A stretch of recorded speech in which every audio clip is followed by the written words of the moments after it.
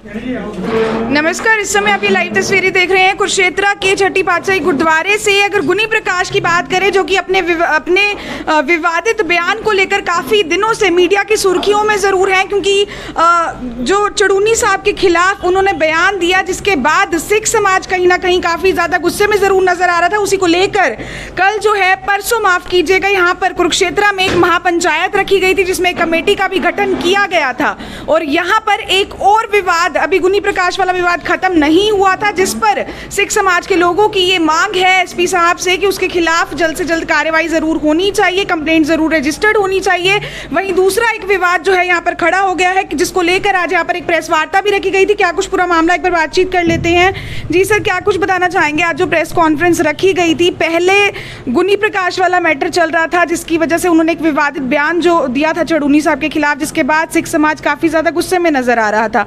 और अब सुनने में आया कि एक और विवाद जो है परसों महापंचायत के दौरान यहाँ पर खड़ा हुआ है। क्या कुछ पूरा मैटर है?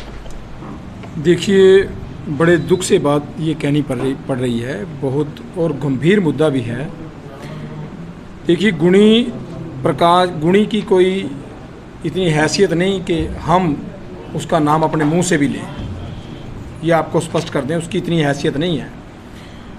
सिर्फ वो कोई भी आदमी अगर किसी धर्म के खिलाफ बोलेगा तो हमें पीड़ा होगी, उस पीड़ा के कारण हमें उस अवगुणी का नाम अपने मुंह से लेना पड़ा। क्या बयान दिया गया था उनके द्वारा और कब दिया गया था? देखिए, उनके द्वारा बयान दिया गया था, हमारे माननीय प्रधान हैं किसान यूनियन के, हमारी किसानी को लीड कर रहे हैं गुरनाम सिंह जी चढ़ूनी, उनके लिए बोला गया था कि उनकी पगड़ी उतार दूंगा, दाढ़ी काट देंगे, और भी उन्होंने अपशब्द बहुत बोले। उसके बाद भी उनकी वीडियो काफ़ी आई है। देखिए, किसी भी समाज के खिलाफ अगर आप कोई टिप्पणी करके हीरो बनना चाहते हैं तो समाज हीरो नहीं बनने देता, पहले स्पष्ट ये बात कर दें। हमारे को तो कई लोगों ने ये भी कहा कि इस आदमी का इतनी औकात ही नहीं है कि आप जैसे सिख धर्म के लोग इसका नाम लो। हमें ये पहले कहा गया था, लेकिन हम बर्दाश्त भी नहीं करेंगे अगर कोई दुखी तिक्की बंदा उठ के हमारे धर्म की बात हमें नीचा दिखाने की कोशिश करेगा, हम बर्दाश्त भी नहीं करेंगे। तो 22 तारीख को उनके द्वारा ये जो है कमेंट किया गया था चढ़ूनी साहब पे, उसके बाद क्या कुछ आप लोगों ने किया? कोई कंप्लेंट वगैरह दी गई थी? देखिए, हमने उसके बाद एक मांग पत्र दिया था डीसी साहब को, विज्ञापन दिया था, और एक शिकायत दी थी हमने एसपी साहब को उसके खिलाफ कार्रवाई करने की। उसके बाद हम 3-4 बार उन्होंने बुलाया, आप बयान दर्ज करके जाओ, आप सीडी, हालांकि हम उनके व्हाट्सएप पर सारी उसी दिन चीज़ें दे चुके थे। और हमें ये लगता है कि इस गुणी प्रकाश को बचाने के लिए और इसको ये बयान दिलवाने के लिए सरकार पर सीधा सीधा कैसे इल्ज़ाम लगा सकते हैं आप लोग, क्योंकि क्या गुणी प्रकाश जो बीजेपी से ताल्लुक़ रखते हैं? देखिए, सरकार पर इसलिए सीधा सीधा आरोप लगाते हैं, अगर कोई भी आदमी गुनाह करता है, कोई भी है, किसी भी धर्म से, अगर हमारा कोई आदमी सिख धर्म से रखता हो और वो किसी धर्म के खिलाफ बोलेगा तो हम उस धर्म के साथ खड़े होंगे, अपने आदमी के साथ नहीं खड़े होंगे, ये स्पष्ट कर दें। तो उसके खिलाफ पर्चा बनता है, 295 धार्मिक भावनाएं भड़काने का, उसके खिलाफ पर्चा बनता है। तो इससे कोई उसके खिलाफ किया नहीं, और एसपी साहब खुद ये कबूल करते हैं, डीएसपी साहब के उनके चेहरे से नजर आता है कि इनके ऊपर सरकार का दबाव है, करना चाहते हैं, मानते हैं कि इसने गलत किया है। कुरुक्षेत्र में आप लोगों ने ज्ञापन दिया था? कुरुक्षेत्र में दिया था, एसपी साहब को कई बार इस मसले पे मिल चुके हैं, डीएसपी साहब को इस मसले पे हम मिल चुके हैं, और हमारे को जो रिजल्ट है वही नजर आता है। अभी गुणी प्रकाश सरकार की गोद में, मुख्यमंत्री खट्टर की गोद में बैठा है, तो जो गोद में मुख्यमंत्री की बैठा होगा, एसपी की क्या होगी कि वो उसके खिलाफ पर्चा दर्ज कर दे। तो आप देख सकते हैं, लगातार ज्ञापन भी सौंपा गया, प्रशासन से अपील भी की गई कि जो धार्मिक भावनाओं को ठेस पहुंचाई गई है गुनी प्रकाश द्वारा, उसके ऊपर कहीं ना कहीं कंप्लेंट जो इन्होंने करवाई है वो एफआईआर जरूर होनी चाहिए। लेकिन पुलिस का रवैया काफी ज्यादा ढीला नजर आ रहा है और कोई भी कार्रवाई अभी तक फिलहाल इस पर नहीं हुई है और इसके बाद कल एक और विवाद, एक महापंचायत रखी गई थी एक कमेटी गठित करने के लिए, ताकि इस तरीके से आगे चलकर कोई भी धार्मिक भावनाओं को ठेस ना पहुंचा पाए, वो जो कमेटी है उसका संज्ञान समय समय पर ले पाए। और कमेटी जब गठित करनी थी, जब महापंचायत परसों यहाँ पर हो रही थी, उसी के दौरान एक और विवाद यहाँ पर खड़ा हो जाता है, उसके बारे में भी बातचीत कर लेते हैं। सर, क्या कुछ बताना चाहेंगे? ये तो हो गया गुनी प्रकाश वाला मैटर, जिस पर अभी तक प्रशासन कुछ भी नहीं कर रहा है कार्रवाई, और अगर आगे भी नहीं करता है तो क्या आप लोगों का रहने वाला नेक्स्ट स्टेप? गुनी प्रकाश के मामले में 15 मेंबरी कमेटी बनाई गई है और जो हमारे दिल्ली से गुरुद्वारा मैनेजमेंट कमेटी के जो अध्यक्ष हैं वो आए थे उस पंचायत में, और उन्होंने ये हमें आश्वासन दिया था कि वो डीजीपी साहब से बात करेंगे। अगर यहाँ पे डिस्ट्रिक्ट लेवल पे हमारी सुनवाई नहीं होती तो हम डीजीपी साहब से मिलेंगे, उनके संज्ञान में ये पूरा मैटर लेके आएंगे। जो 15 मेंबरी कमेटी बनाई है वो आगे की रणनीति जो है वो तय करेगी। 15 मेंबरी कमेटी जो बनाई गई है उसी में हमारी करनाल की एडवोकेट अनुराधा भार्गव भी हैं, जो बिलोंग तो करती है सनातन धर्म से, लेकिन फिलहाल कहीं ना कहीं सिख धर्म को अभी काफ़ी ज़्यादा फॉलो कर रही हैं। संस्था भी इन्होंने बनाई हुई, एक बार बातचीत कर लेते हैं। मैम, परसों वाले मैटर के बारे में क्या कुछ बताना चाहेंगे? क्या हुआ था यहाँ पर जब महापंचायत हो रही थी, जिसके बाद शायद आप लोगों के खिलाफ भी कंप्लेंट्स दी गई हैं, ऐसा सुनने में आ रहा है? जी, यहाँ पर एक महापंचायत सिख धर्म की तरफ से क्या वो पूरी 36 बिरादरी की थी, वहाँ सभी धर्म आए हुए थे। तो अचानक से देखा गया कि कुछ लोग गुरुद्वारा साहब के बाहर, और वो उन्होंने कैप नहीं पहना, वो सर मोना था उनका, और उन्होंने श्री साहब पहनी हुई थी, तंबाकू गुटखे का सेवन करके, और वो पर्चे बांट रहे थे एक कोई हिंदुत्व के ऊपर, तो अपनी संस्था के। तो उसको जब वॉच किया गया तो देखा गया कि गुरुद्वारा साहब के बाहर उनकी कुछ नीयत ऐसी थी कि वो षड्यंत्र रचने की तैयारी में थे, लाइक उनको कोई छेड़े और वो एलिगेशंस लगाए कि देखो सिख समाज ने हमें मार पिटाई की। बट बहुत जो है सहजता से, शालीनता से सिख समाज ने उसके ऊपर संज्ञान लेते हुए, लेकिन वीडियो सामने आई, हमने भी वो वीडियो सोशल मीडिया पे काफ़ी वायरल हुई हैं, देखी है, उनमें आप लोगों ने बिठाया हुआ है उनको। क्या कुछ हथियार थे उनके पास और उन्हें ऐसे इस तरीके से क्यों बिठाया गया? जी, उनके पास ना श्री साहब थे जो कि उनको रजिस्टर्ड नहीं है, सिर्फ वो सिख समाज को ही, बाबा साहब अम्बेडकर जी ने संविधान के अंदर ये सौगात सिख समाज को दी थी। तो अब ये देखिए कि उनके पास श्री साहब थी, कुछ भी कोई भी घटना हो सकती थी। तो उसके दौरान जब वो इधर उधर भागने लगे तो तब उनको सारों को इकट्ठा करके बैठाया गया, इवन उनको पानी दिया, उन लोगों को पानी पिलवाया गया। उनके साथ एक महिला थी, उसको बल्कि वो बहुत काफ़ी गहरे में थी, उसको एक तरफ लेके आ गया, क्योंकि महिलाओं की इज्जत करना सभी समाज जानते हैं। उसको बीच में ले जाया गया, उनको हालांकि उन्होंने माफ़ी मांगी, उन्होंने बोला कि हमसे गलती हो गई है और हमें नहीं पता था एंड सो। उसके बाद उन लोगों को माफ़ कर दिया गया। उन्होंने बोला हम गुरुद्वारा साहब के साथ अंदर जाके माफ़ी मांगना चाहते हैं और लंगर छकना चाहते हैं। उनको सिख समाज ने माफ़ी दी। अगर कोई कार्रवाई करानी होती तो हम लोग उनकी दरखास्त दे देते। पुलिस वाले आए, हमने उनको, इंस्पेक्टर साहब को बोला कि कोई बात नहीं, अगर माफ़ी मांग रहे हैं तो कोई बात नहीं। तो उन्होंने अंदर जाके लंगर छका और गुरुद्वारा साहब में आके नतमस्तक होकर माफ़ी भी मांगी। और उसके बाद ये नई नई जो उनकी स्टेट्स में आ रही हैं तो वो बहुत शर्मनाक है। जैसा कि मैम ने कहा कि आर्टिकल 25 के अकॉर्डिंग यही है कि इस तरीके के हथियार रखने का जो राइट दिया गया है वो फिलहाल सिख समाज को ही दिया गया है। हालांकि जिन लोगों को कल इन द्वारा यहाँ पर पकड़ा गया था, जो गलत कार्य करते नजर आए, वो लोग कह रहे थे कि ये रजिस्टर्ड है, ऐसी कुछ बात हुई थी सर? जी, वो कह रहे थे कि हमारा ये खिलाफ भी कंप्लेंट्स दी गई हैं। देखिए, ऐसा है कि ये जो इतना भी चल रहा है, ये ड्रामाबाजी, ये एक षड्यंत्र के अंतर्गत चल रही है, जो कि हमें साफ साफ लफ्ज़ों में नज़र आ रही है। तो हमारी प्रशासन से यही दरख्वास्त है कि जो हमारे शहर का, हमारे समाज का और जो हमारे हिंदुस्तान का एक गुलदस्ता बना हुआ है, जिसमें हम सभी धर्म के लोग सहनशीलता से और आपसी भाईचारे से रह रहे हैं, वो भाईचारा हमारा ख़राब ना किया जाए।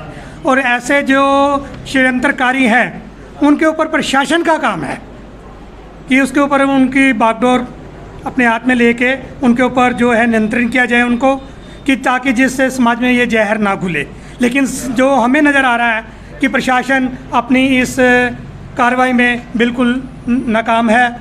बार बार हमारा प्रशासन से मिलना, प्रशासन को दरख्वास्त भी दी गई और कार्रवाई ना होना, ये अपने आप में खुद ही सब साफ नजर आ रहा है। सर, आप लोग कह रहे हैं षड्यंत्र के तहत सब कुछ हो रहा है, तो सरकार को भी आप लोग ब्लेम कर रहे हैं। क्या लगता है कि सिख समाज किसान आंदोलन में ज़्यादा देखने को मिल रहा है, इस वजह से ये सब चीज़ें हो रही हैं? बिल्कुल, ये तो 100% सही है। वहाँ जो दिल्ली में 8 महीने से सभी किसान भाई बैठे हैं, उसमें जो सिख धर्म की अहमियत है, जो सिख धर्म में वहाँ योगदान पाया है, वो कहीं ना कहीं सरकारों को खटकता तो है ही है। क्योंकि सारा वहाँ वैसे तो 36 बिरादरी बैठी है, बट कुल मिला के जो पीछे से बैक सिख धर्म से या सिख समाज से मिली है आंदोलन को, तो उसको नकारा तो जा नहीं सकता। कुछ और लोग भी हैं, उनसे भी करेंगे बातचीत। जैसा कि इन्होंने कहा कि षड्यंत्र के तहत ये सब चीज़ें हो रही हैं, ऐसा इनका हालांकि मानना है। एक बार बातचीत कर लेते हैं। 15 मेंबरी जो कमेटी है उसी के कुछ और मेंबर्स भी हैं। सर, जिन लोगों को पकड़ा गया था, क्या लगता है कौन किसी पार्टी से रिलेट करते हैं? वो क्या कुछ कहना चाहेंगे जिन लोगों को महापंचायत के दौरान पकड़ा गया था, उनके हथियार लिए गए थे? वाहेगुरु जी का खालसा, वाहेगुरु जी की फतेह। जो देव सेना के जो कुछ लोग यहाँ पर अजनाला साहब और दूसरे साथियों ने यहाँ पर पकड़े थे, वो बड़े एक दुख भरी घटना है सारे ही समाज के लिए। सिख समाज के लिए तो है ही, हिंदू समाज के लिए भी है, क्योंकि आप अभी मैडम से पूछ रहे थे कि सनातन धर्म से सिख निकले हैं, पर मैं आपके माध्यम से कहना चाहता हूँ कि जो सिख धर्म है, जो हिंदू धर्म है, वो बचाने वाले गुरु गोबिंद सिंह जी महाराज थे। अगर ना होते गुरु गोबिंद सिंह, कदे भारत देश महान ना होंदा, ना हिंदी होंदी ना हिंदू होंदा, अज हिंदुस्तान ना होंदा। मंदिर छवाले ठाकर द्वारे पूजा पाठ विख्यान ना होंदा, जे पिता गुरु तेग बहादुर जी महाराज कुर्बान ना होंदे। अज जो हिंदू धर्म को बचाने वाले आप लोग ये भूल गए हैं कि इस धर्म को बचाने वाले श्री गुरु तेग बहादुर जी महाराज 9वें पातशाह, जिन्होंने चांदनी चौक में जो शहादत दी, उनके कारण ये धर्म जो है बचाया गया। और मैं आपको और पीछे इतिहास बताती, क्योंकि औरंगजेब ने ये ठान लिया था कि जो हिंदू लोग जनेऊ पहनते हैं, वो जो जनेऊ पहनते हैं, जिन जैसे हम कि श्री साहब पहनते हैं, जो कि हमारा धर्म है, गुरु गोबिंद सिंह महाराज ने जो हमारे को ये दात बख्शी है, तो इसी प्रकार हिंदू लोग जो है वो अपना जनेऊ पहनते हैं। तो औरंगजेब ने ये ठान लिया था कि मैंने ये हिंदू धर्म करके सिख धर्म तो ख़त्म कर ही नहीं सकता था वो, तो हिंदू धर्म को ख़त्म करने के लिए सबसे पहले उन्होंने जम्मू कश्मीर को चुना। क्यों चुना? क्योंकि वहाँ पर जो विद्वान पंडित थे, उसका मकसद ये था, अगर ये पंडित लोग जो हैं, जो विद्वान लोग हैं, क्योंकि आप जम्मू कश्मीर का ये इतिहास है, तो उन्होंने जम्मू कश्मीर के जो विद्वान हैं वहाँ पंडित, जो उनको पहले मुसलमान बनाया जाए। अगर हमारे विद्वान हो गए तो दूसरे लोग तो अपने आप ही फिर वो इस धर्म में आ जाएंगे मुसलमान, तो बड़ा उसके लिए आसान था। लेकिन ये उनकी कुर्बानी है, गुरु तेग बहादुर जी महाराज, जिनके कारण आज जो है हिंदू धर्म जीवित है। वाहेगुरु जी का खालसा, वाहेगुरु जी की बात। तो ये आप लाइव तस्वीरें देख रहे थे कुरुक्षेत्र के गुरुद्वारे से, जहां 15 मेंबरी कमेटी द्वारा जो है आज प्रेस वार्ता रखी गई थी। जिन लोगों को महापंचायत के दौरान पकड़ा गया था, उन्हीं ने जो है इन्हीं के खिलाफ कंप्लेंट दे दी है और कुछ झूठे आरोप भी लगाए हैं, जिसके सफाई में आज ये लोग प्रेस वार्ता यहाँ पर रखी गई थी। वीडियो को शेयर करना बिल्कुल भी मत भूलिएगा। लाइव तस्वीरें आप देख रहे थे मेरे यानी नीला माटा के साथ टिप टॉप हरियाणा पर। तो जैसा कि हमने भी आपको लाइव तस्वीरों में दिखाया किस तरीके से गुरुद्वारा साहिब में जो परसों महापंचायत के दौरान कुछ लोगों के बीच में जो है बहस हुई थी, जिसके बाद ऐसा आरोप है उन लोगों का कि हमें बंधक बनाया गया था। इसी पे बातचीत करने के लिए डीएसपी नरेंद्र है कुरुक्षेत्र से, उनसे बातचीत कर लेते हैं कि इस पूरे मामले पर उनका क्या कुछ कहना है। क्योंकि सिख समाज की बात करें तो उनका ये कहना है कि इस तरीके के हथियार रखना आर्टिकल 25 के अकॉर्डिंग सिर्फ सिख धर्म को ही अलाउड है और किसी को भी नहीं। वो हमने लिए हैं और हम सरेआम कहते हैं। इस पर अभी जो है सिख समाज के कुछ लोगों के खिलाफ जो है कंप्लेंट दी गई है। सर, क्या कुछ बताना चाहेंगे? एक जो मैटर बहुत ज़्यादा यहाँ पर चला हुआ है कुरुक्षेत्र में, परसों महापंचायत के दौरान जो कुछ भी हुआ, क्या कुछ उसके बारे में आपको जानकारी मिली अभी तक? देखिए, हमारे पास कंप्लेंट आई है, उसकी हम जांच कर रहे हैं। जांच के बाद जो भी उचित कार्रवाई होगी वो हम करेंगे। सर, कंप्लेंट क्या आई थी? कंप्लेंट यही आई है कि हमारे साथ मिसबिहेव किया है। किसके द्वारा कंप्लेंट दी गई थी? ये देवसेना के लोग हैं। देवसेना के लोगों द्वारा क्या कुछ मिसबिहेव किया गया? क्योंकि आज भी जो है एक प्रेस कॉन्फ्रेंस रखी गई थी सिख समाज के लोगों द्वारा। उनका ये कहना है कि हमने उनसे जो हथियार लिए हैं वो आर्टिकल 25 के अकॉर्डिंग सिर्फ और सिर्फ सिख समाज को ही रखना अलाउड है। वो हम चेक करेंगे, चेक करके बताएंगे, जांच का विषय है। तो अभी इन्वेस्टिगेशन चल रही है जी। और जो पहले गुनी प्रकाश के खिलाफ जो एक कंप्लेंट दी गई है, अभी तक पुलिस उस पर कोई भी कार्रवाई करने में सक्षम नहीं है। उस पर क्या कुछ कहना चाहिए? नहीं, जांच चल रही है, उसकी भी जांच चल रही है, साथ साथ जांच चल रही है। तो आप देख सकते हैं फिलहाल डीएसपी नरेंद्र हमारे साथ इस समय मौजूद थे कुरुक्षेत्र से, जिनका यही कहना है दोनों मैटर्स पर, चाहे गुनी प्रकाश वाला मैटर हो जिसने अपशब्दों का इस्तेमाल किया था, जिसके बाद सिख धर्म के जो लोग हैं वो काफ़ी ज़्यादा भड़के हुए थे, काफ़ी ज़्यादा गुस्से में थे, और उनका यही कहना है कि गुनी प्रकाश के खिलाफ भी फिलहाल इन्वेस्टिगेशन जो है जारी है। और वहीं देवसेना के कुछ लोगों द्वारा भी सिख समाज के लोगों के ऊपर जो है जो कंप्लेंट दी गई है उस पर भी फिलहाल इन्वेस्टिगेशन जारी है। अब देखना यही होगा कि आगे चलकर क्या गुनी प्रकाश पर एफआईआर होगी या फिर जैसा कि सिख समाज के लोग आरोप लगाते नजर आ रहे हैं कि सरकार का इसमें कहीं ना कहीं हाथ है, उसी तरीके की चीजें निकलकर सामने आएंगी। लाइव तस्वीरें आप देख रहे थे मेरे मीरा माटा के साथ टिप टॉप हरियाणा पर।